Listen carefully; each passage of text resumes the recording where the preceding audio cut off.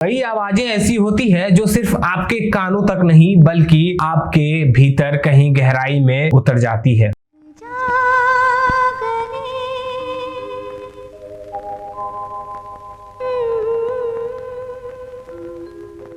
आशा भोसले जी की भी आवाज कुछ ऐसी थी। उनकी आवाज में एक ऐसी भावना थी जो सालों सालों तक पहचानी जाती थी। जब वो गाने लगती थी तो अपनी आवाज से दर्शकों को मंत्रमुग्ध कर देती थी। लेकिन आज हमारे बीच आशा जी नहीं रही।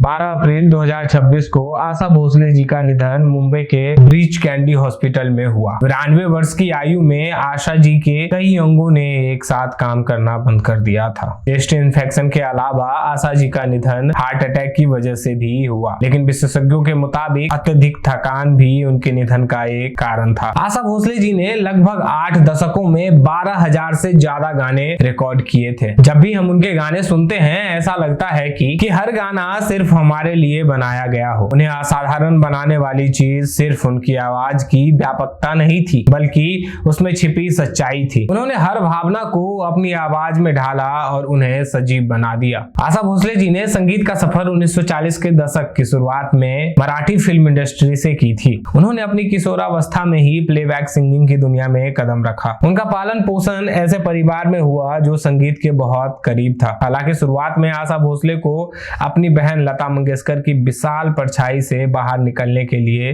काफी संघर्ष करना पड़ा। उन्हें असली कामयाबी 1950 और 1960 के दशक में मिली, जब उनकी बहुमुखी प्रतिभा चमकने लगी। उन्होंने शास्त्रीय धुनों से लेकर पैपी कैबरे गाने तक सब कुछ गाया। समय के साथ उन्होंने सर्वश्रेष्ठ महिला पार्श्व गायिका के लिए कई राष्ट्रीय फिल्म पुरस्कार और फिल्म फेयर पुरस्कार जीते। साल 2000 में उनके जीवन भर के योगदान के लिए उन्हें भारत के सर्वोच्च सम्मान दादा साहब फाल्के पुरस्कार से सम्मानित किया गया।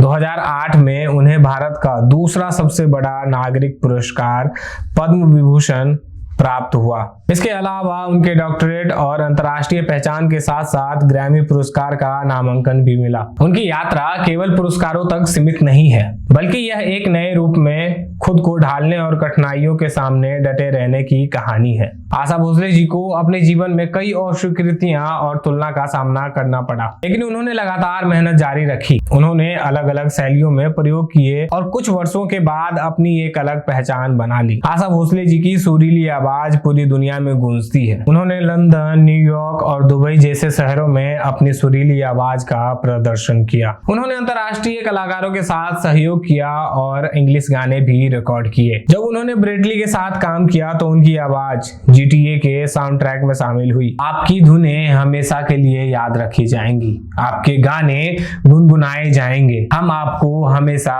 गाने के थ्रू याद किया करेंगे। We will miss you, Asha ji.